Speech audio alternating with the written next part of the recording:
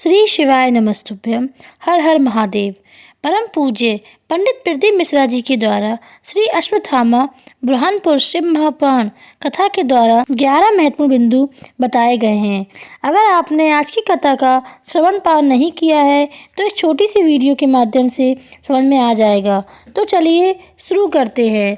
पहली महत्वपूर्ण जानकारी के बारे में गुरुजी बताते हैं कि जब हम शिव जी की पूजा अर्चना करते हैं या एक लोटा जल चढ़ाते समय हमारे देव अधिदेव महादेव हमें देख रहे हैं।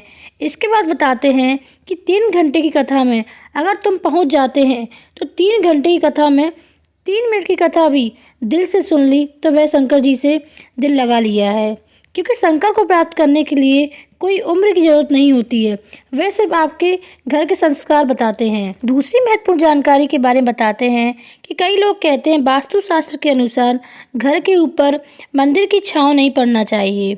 वास्तु शास्त्र में एक बात अच्छी लिखी है कि किसी भी मंदिर के पास कोई जलाशय, तालाब, बावड़ी, कुआं या कोई पानी का स्थान है या कोई पेड़ जैसे पीपल, शमी, बेल वृक्ष, आंवला या कोई देव वृक्ष की छांव आपके घर पर पड़ रही है तो वो वास्तुशास्त्र नहीं, आपके घर का कल्याण हो जाता है।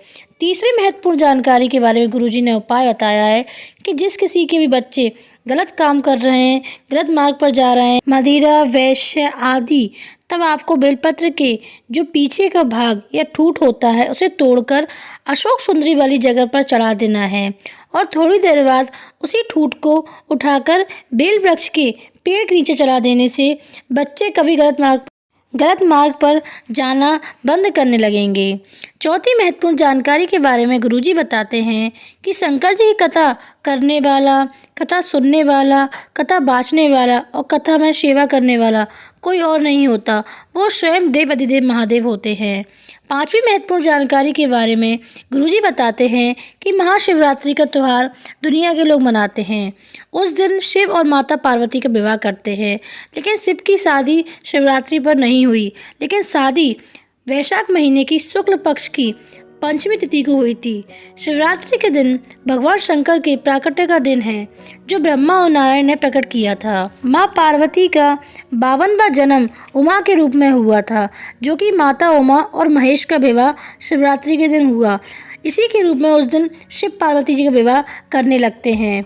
छठवीं महत्वपूर्ण जानकारी के बारे में बताते हैं कि दुनिया में एक नदी कर्मनाशा ऐसी है जिसके पास कोई नहीं जाता, पक्षी, चिड़िया चोंच तक नहीं डालते, कुत्ता पानी तक नहीं पीता।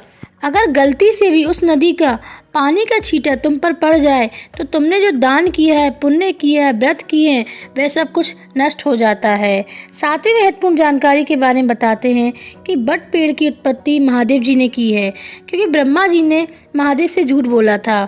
बट पेड़ को बटकेश्वर महादेव के नाम से पूजा जाएगा।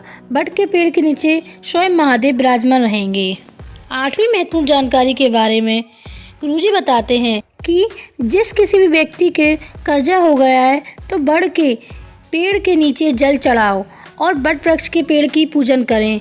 अगर बट वृक्ष के नीचे कोई शिवलिंग रखा है तो उसका अभिषेक पूजन किया जाता है, तो वह धीरे धीरे कर्जा समाप्त होने लगता है।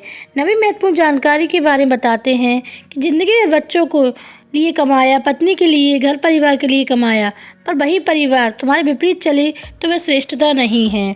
10वीं महत्वपूर्ण जानकारी के बारे में पुष्पा कैलाश खामनी बुरहानपुर से पत्र लिखती हैं कि मेरी बहन की शादी को 12 वर्ष पूर्ण हो चुके थे, कोई संतान नहीं थी, डॉक्टर को दिखाया, बहुत खर्चा भी किया, पर कोई आराम नहीं लगा।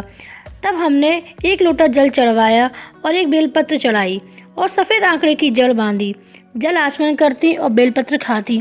बाबा की ऐसी कृपा हुई कि 2 बच्चों का जन्म हुआ। 11वीं व अंतिम महत्वपूर्ण जानकारी के बारे में दिव्या नारायण भारती बुरहानपुर से पत्र लिखती हैं कि हम आपकी कथा को कोरोना काल से सुन रहे हैं। 6 फरवरी 2022 को शिव की कृपा देखने को मिली। मेरे भाई का बहुत ही खतरनाक एक्सीडेंट हो गया था और वो कोमा में चला गया। डॉक्टर ने कह दिया था कि 99% शरीर ने काम करना बंद कर दिया है, इनका बचना मुश्किल है। तब हमने 1 लोटा जल चढ़ाकर 1 बेलपत्र उठाकर लाते और चढ़ाया हुआ जल उनके शरीर पर लगाते और जो बेलपत्र उठाई थी उसे उनके बेड पर रख दिया था। कुछ घंटों बाद ही भैया ने अपने नेत्र खोल दिए थे और खतरे से बाहर है, इसलिए हम भगवान को भोग लगाने यहाँ आए हैं। हाँ, तो वीडियो के अंत में यही कहूँगी, अगर वीडियो पसंद आए तो इसी तरह की वीडियो देखने के लिए मेरे चैनल महाकाल के दीवाने को सब्सक्राइब करें, वीडियो को लाइक एंड शेयर करें व कमेंट करके बताएं। श्री शिवाय नमस्तुभ्यम। हर हर महादेव।